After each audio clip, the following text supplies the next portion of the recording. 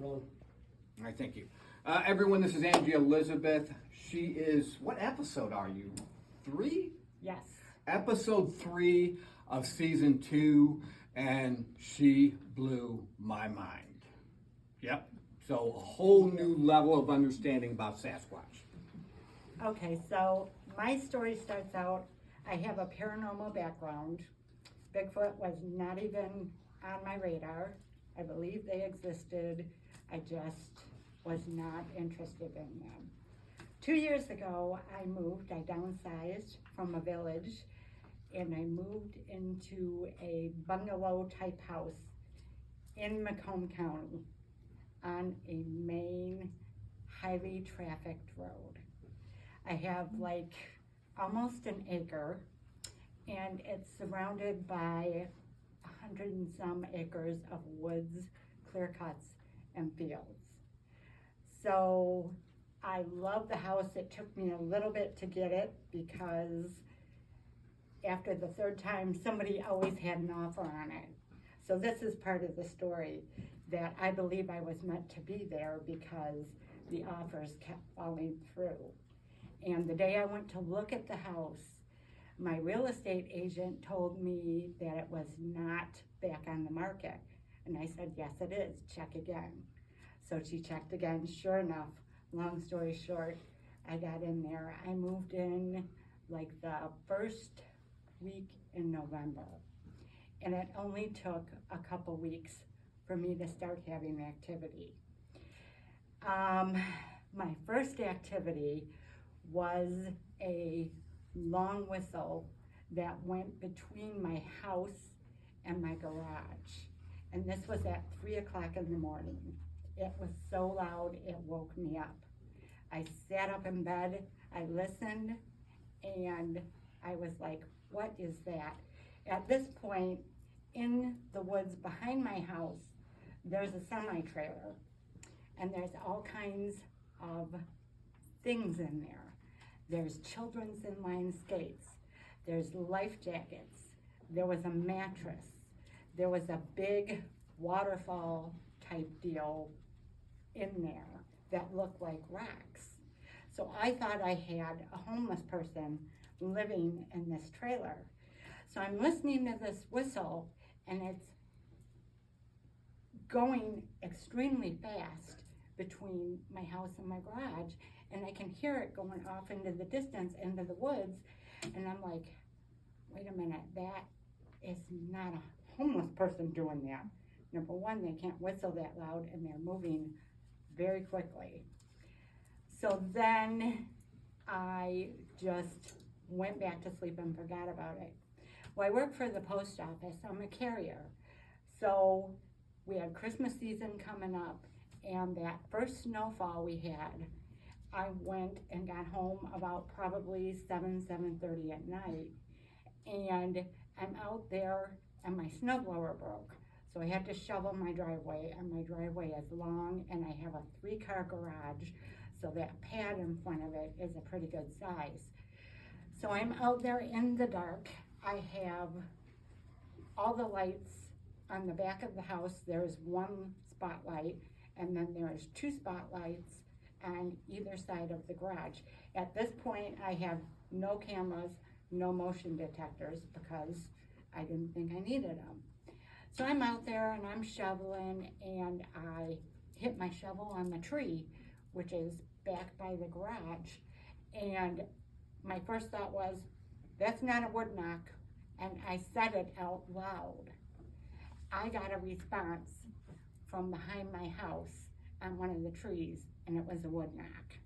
So then came the smell, and the smell was overpowering. I mean, you could not miss it. It was intentional. It was there. It was everywhere. So I started to get a little bit freaked out, and I started singing to myself, and I started cussing about the snowblower not working and me having to be out there shoveling and all this stuff. And I finished up and I went in my house. And then that is when the footprints started. I started noticing the footprints in the snow and in the wet ground when the snow thawed. So that's when I realized, okay, this is not a homeless person. I've got Bigfoot in the area. So my yard is not a regular yard with just 1 yard section. It's cut, I have a side yard, I have a back part yard, then I have another back part yard, then I have another yard over here on the side, and they're tree lined with the juniper bushes. And there's other pine bushes on the one side, and then there's junipers mixed in there. It's just a very odd situation going on there. But what I didn't notice when I first moved in and all the times that I walked around the yard was I have a fence. You have the garage, then you have a first part of the yard, and there's a fence and bushes over here, and then there's an opening. So at this fence line is this black figure with their hands like this, and it's got the eyes like this, looking over, but it's one of the wood cutouts. So that was just a little bit more of a confirmation for me that I was not the only one that noticed that there was activity happening in the house.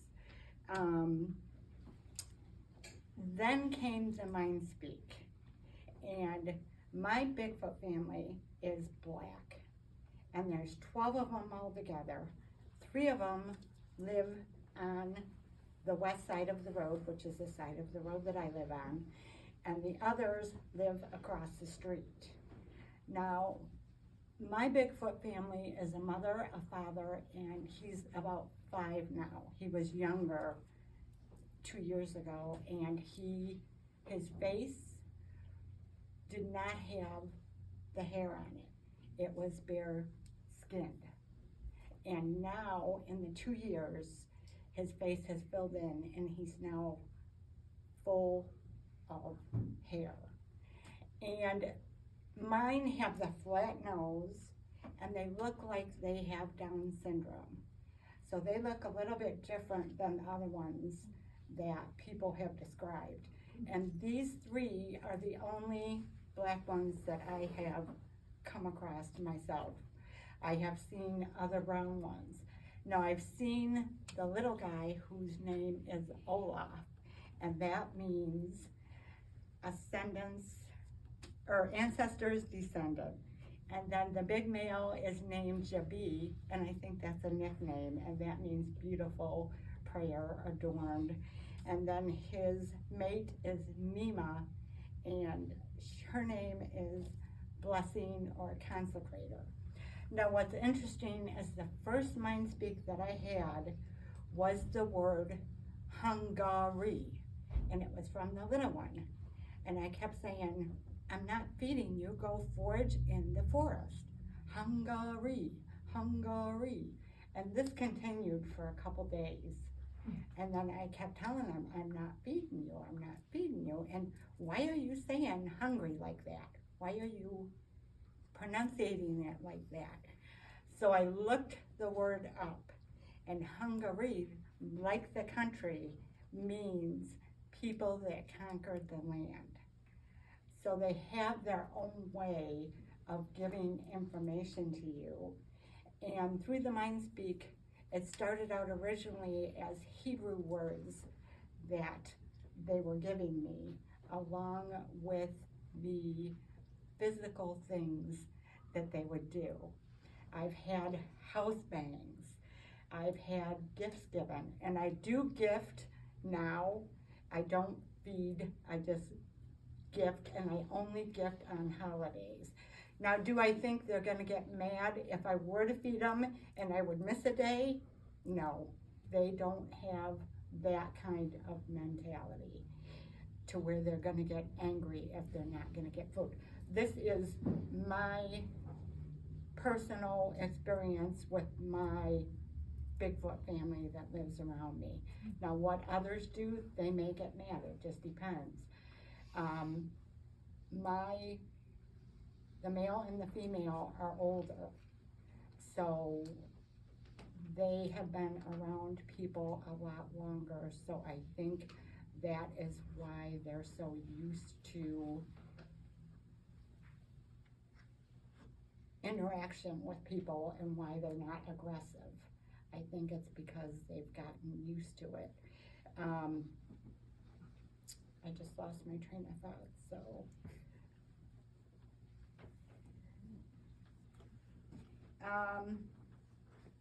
I've had footsteps on my roof, and then I found footprints in between the garage and the roof. And this was a Bigfoot, and it was a dog man. So there is a dog man on my property, and he is black also. And him and the male grew up together. So they're not enemies. The dog man is not a slave. They're friends. They live together. They're very social beings. A people, an ancient people, a hominid. They have their own ways. When I take pictures of their structures, there's a part back by the semi where everything is always changing. I call it Olaf's art room because he's always doing something. And the way, yes, trees fall, wind blows, nature happens. But what you need to look for that everybody overlooks all the time is things are not intertwined like this. You don't have sticks being wrapped like this that fall in nature. That's a very, very rare occurrence. So that is where I have my gifting site too. And the 3 times I've seen him, or the 4 times now, the first time he was sitting in the field next to my house, and I came off work. And I had my phone so that I could take pictures of anything new that he did out in his art room. So I go out there, I see this black thing sitting in the field, and I'm like, is that a turkey? So I go up to the edge of the wood line, and at this point, it's in the beginning. So I'm still leery because in the beginning, I did not know a whole lot about Bigfoot. So I went down the Bigfoot rabbit hole, and all you hear are the bad stories. Bigfoot killed, Bigfoot maimed, Bigfoot broke into their house, Bigfoot ripped their garage door off. So I was living by myself. I'm living by myself in a new property. I was terrified for the first 2 months until I realized, wait, they've had at least 100 opportunities to harm me or to do something, and they have literally done nothing. They've done nothing. So when I seen him in the beginning, my thought process was, oh, I wonder if this is a trap, because if he's there, then other ones are probably hiding in the woods, so I better stay back. So I just went up there and I looked, and my mind is still not processing that this is a Bigfoot. I'm still thinking this has got to be a big turkey. It's got to be a big turkey. I can't be seeing this. So then it did, when the gorillas, they squat like this. Well, he did the gorilla squat, or the gorilla scoot, and he scooted to the side. And I recognized it from watching the gorillas on the YouTube. And I was like, whoa, wait a minute. That is not a turkey. A turkey does not move like that. So that was the first time that I saw him.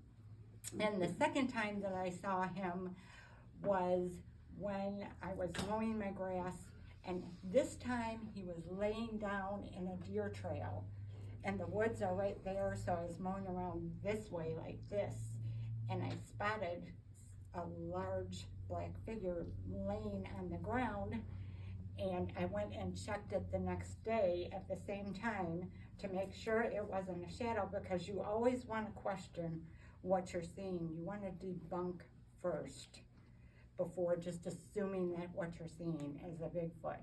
So I did that, and that shadow was not there the next day. The third time I saw him was, I leave the TV on in the spare bedroom, and I pull the shade up at night so that they can watch TV, and I leave it on from about 7:30 to about 10 o'clock. So I always say coming in before I open the door, because I have to leave the door closed because I don't want my cat getting in that second bedroom. So I say coming in, and I walked in, and who is standing at the window but Olaf? And we locked eyes, and then he turned slowly, and then by the time I got to the window, he was either squatted underneath it, or he was gone, or he cloaked. I'm not sure which that is, but he was nowhere to be seen. And that's how I knew that his face had filled in with the hair, because I literally locked eyes with him. And there was no threat to me when I did this. I know some people say if you come across a Bigfoot and you lock eyes with them, you're supposed to look down because they view that as aggression. He did not view it as aggression.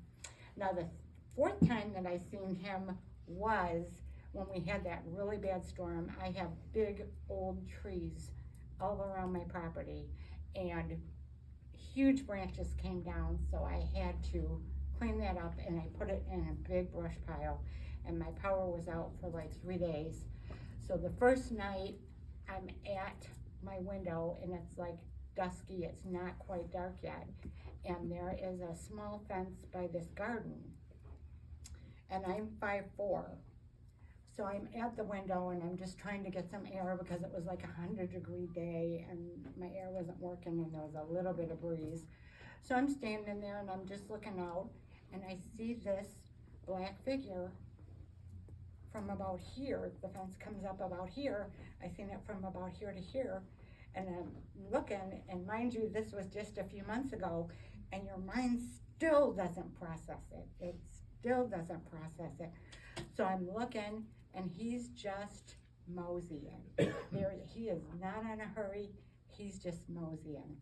And on top of that, when he walked, the brush pile was right there. When he walked by the brush pile, he played with the leaves. So I not only saw him, I heard him play that. So he comes out of the backwoods and right up the side of that tree line, and that is where the TV is. So, and I've seen the large one, Jibby, and I didn't even see him on my property. I saw him walking the wood line on my way home from work. And again, your mind goes, am I seeing what I'm seeing? Is that real? Even at this stage, after 2 years, you still wonder sometimes. It takes your mind a minute to comprehend. He has been inside my house twice. He calls it a zappin'. Now this is the little one. He calls it a zappin', and that's how they, I believe, use the portals. To get from one place to another, they zap in. Speaking of the portals, I'm gonna go back to something real quick. Now this just happened about a month and a half ago, back where I had showed you where that big X was and we could never find it. Right. Well, it's visible now. Oh, really? But back there, I was out in my backyard doing something, and I saw a large black figure. Now I cannot say who it was because I do not know, but this figure went like this and then turned around and went into the wood line. So it had part of its body out of the edge of the woods, and then it turned around and went back into the woods in like one movement. So that made me think that it was using a portal, and it had come out somehow where it didn't want to at the edge of the woods and just stepped and then turned back in, which was a little bit wow, interesting, but I didn't get any pictures. And a lot of times this activity happens every day between 9 and 10 o'clock. I get something thrown at the south side of my house, And that's their way of letting me know that they're there and they're just going by. I have overslept and had them pound on my window to wake me up. I have left my garage door open and heard the pounds on the window and thought, oh, I wonder if I left my garage door open. Oh, well, I'm in bed. I'm not getting up and gonna go check. I get up the next morning, the garage door is opening. So they're very helpful, and when the activity changed for me, they were never aggressive, but they were standoffish. I have been growled at. I have had an apple lobbed gently over to my head to get my attention.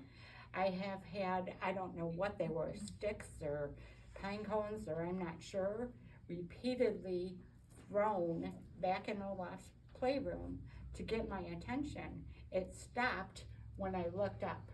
And when I looked up, there was a tree from one tree to another, and it was probably from here to there space, and it was up into the trees. I've had the little one, I burned meatloaf, so I had smoke in my kitchen. And I opened my side door, which is the side where they throw the stuff at. And I opened the door and let the smoke out. So when I did that, I yelled into the woods, it's okay, I just burned meatloaf, it's okay, I'm fine. So then, after I cleared the smoke out, I shut the door and I went about my business. I don't know if I was eating my meatloaf, I don't know what was going on. And I hear on the door, tap, tap, tap.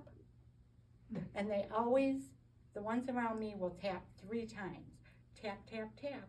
Now the house bangs, they get done with some force. It's startling for me. I'm sitting there minding my own business and bam, you jump. It's startling. So I asked them after a while, please don't do that. And I ask out loud, please don't bang in the house. It scares me. So then they start banging on the garage. So then I thought, okay, well, go ahead and bang on the garage. At least that I can still hear it. But then I put a stop to that too because of the fact that it's startling and I just didn't want it. So that's when the tapping started. They tap gently. So they are respectful. They will listen if you communicate with them. You may feel stupid saying it out loud. Say it in your head.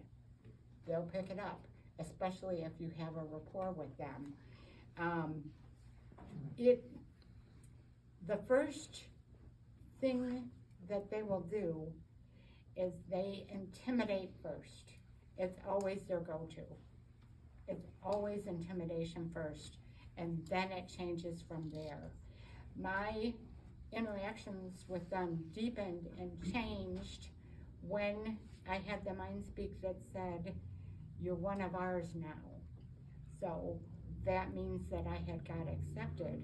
And once you get accepted, especially when you're having these interactions with them so much, then it's a different vibe. It's a little bit closer.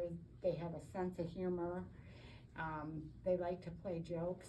I had on Valentine's Day, I gifted and I explained what Valentine's Day was, and I received on my driveway in front of my garage on a little bed of needles. It was a nice presentation. How much time? Oh, you're good. Go. Okay. A little presentation. It was a little plastic campfire set on a bed of pine needles. Wow. So I love flowers. I received a page ripped out of a gardener's book that had flowers. It was folded neatly and placed on my back door. I've received a little red ball on my front porch set right there. And I always wonder, how do they know where I'm going? How do they know I'm going to be going this way?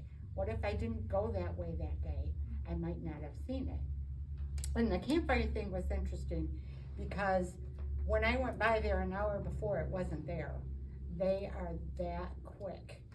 And the other thing that's interesting is people say when they cloak that you can't see them, they look like the heat that comes off the concrete, how it's wavy like that. That's what they look like when they cloak. And I got out of my car when I got off work one time, and I left my car out of the garage. So I get out of the car and I let out, I don't do whoops, I don't do wood knocks. I want them to recognize me by the sound that I make. So I do yeep yeep. And I did that when I came out of my car, and I don't know how many were there, maybe one, maybe two, but somebody got startled by my yip yip, and I physically, like I'm talking to you, heard a male laugh. They have a very good sense of humor. They're, it's a life-changing experience. They teach you how to be more aware of the world around you, because now, once you interact with them, once you see them, you are looking. I scan the woods all the time. It makes you to become more aware. Now, the last thing I want to get to real quick is, I said I allow Olaf in my house. He zapped into the house. They never touch anything. I found hairs. I brought one with me. Now this explains a lot about people talking about the way that they can blend in, because this hair, which has a follicle root ball on the bottom of it, is thick at the bottom, and then it goes wire thin at the top, and it goes lighter. So that tells me that it reflects light somehow. So this was found on my couch where I sit every day. And he will come and sit at my front window. Down, there's a place he can get in there easily. And I have curtains, but you can see through them, and I purposely did that so that they could see in. There are specific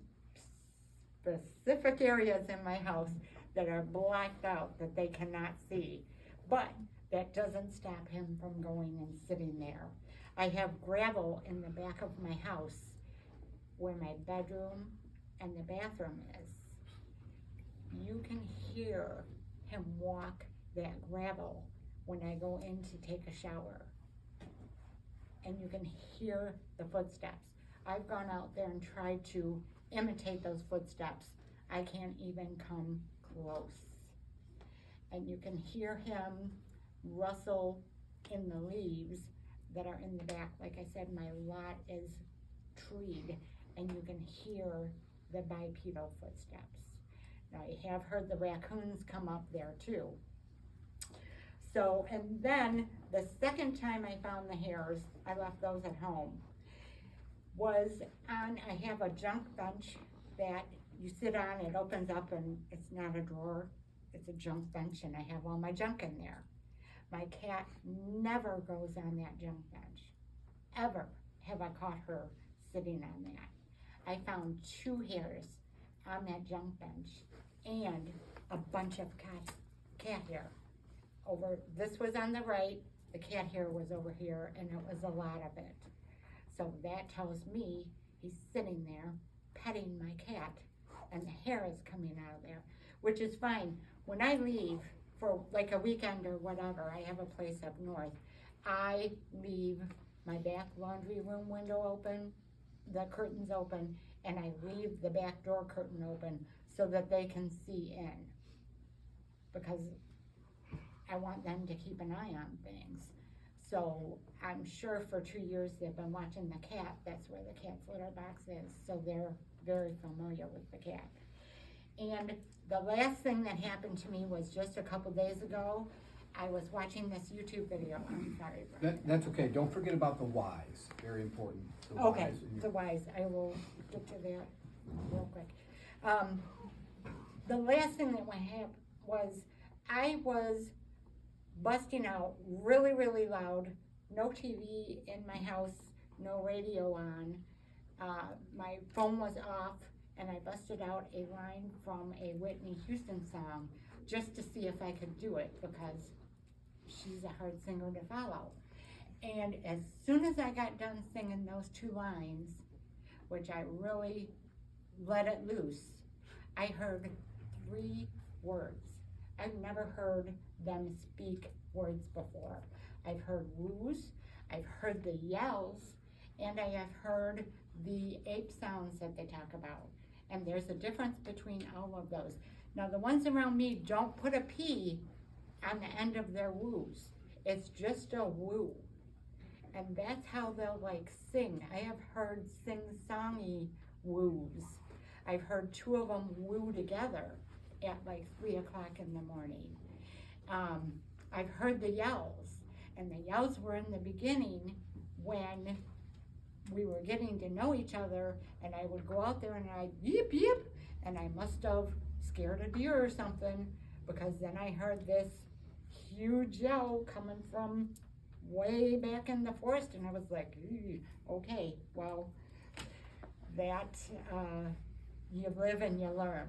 I have made some mistakes doing stuff that I didn't know any better to do, and they will let you know when they are unhappy when you have this close of a relationship with them. They will let you know when they want you to not come out into their area, or when you have done something that has messed with something that they are doing. Now, the Y sticks, I have a tree in the front of my house. It's on the ditch side, and I call it the Y stick tree. There must be 20 Y sticks in this tree, and they're just everywhere. They're in the ground, they're in between the trees. It's just amazing. Now, the Y sticks symbolize what I thought, there's 2 meanings to them: friendship and protection. Now, there's a huge, I'd say the base of it where the Y starts is probably right here, and then the Y goes up from there. That has been shoved in the ground about a foot in my front yard. Come to find out, I thought, oh wow, that's really a huge expression of friendship he's given me. It was not for me. It is to let the other Bigfoot know this property is a sanctuary. You are welcome here. So that was kind of cool. I had For other Bigfoots to know Yes. that your property is a safe place. is a safe place, yes. Wow. And I had set some ground rules for them, and they have followed them. And when you take pictures of these structures, like Scott was saying, you really have to look in the background, because that's how I know how many have been in and out of my property, because I'm catching them in the background of these photos. And I've caught one, and he's fascinating to me because he is the most beautiful Bigfoot I have ever seen in my life, and it's a young male. And when he first came through, he was looking for a mate, and he caused all kinds of trouble. I just wanted him gone. He was freaking me out. The next time he came back through, he was a different Bigfoot. He had 2 scars on the sides of his face. He got his butt kicked, and he needed it. They humbled his bumble, because when he came back, he was a different Bigfoot. But he looked like Yosemite Sam. Beautiful red hair, beautiful red, huge mustache, beautiful beard. If you would look at him, you would think, oh, that's just some hippie. But then you see the hair on his chest and his shoulders, and it's long and it's gorgeous. And Awesome. so that's a little bit about my experiences. Awesome. Let's do a cut and a reset for questions. Sorry. No, you're okay.